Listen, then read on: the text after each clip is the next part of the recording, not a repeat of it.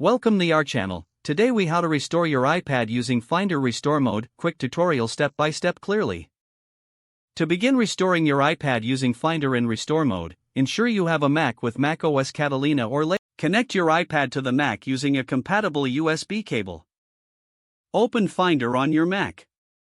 Locate your iPad in the Finder sidebar under Locations. If prompted, unlock your iPad using your passcode.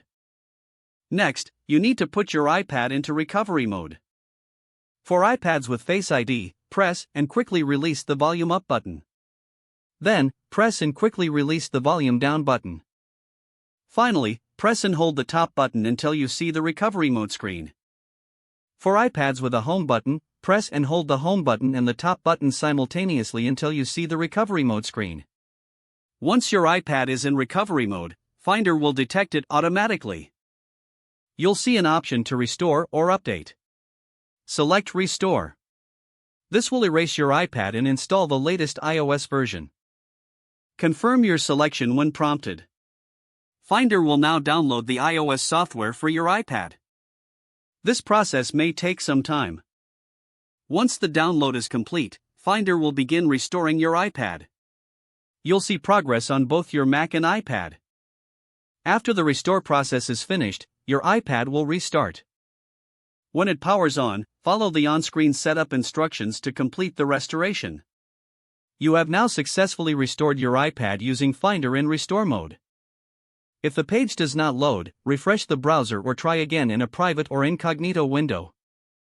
Make sure you are using the correct email address, then retype it carefully to avoid small typos. If your password is not accepted, use the reset option and create a new strong password you can remember.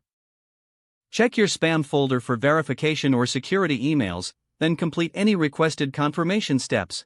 Enable two-factor authentication if available to improve account security and reduce unauthorized access risk.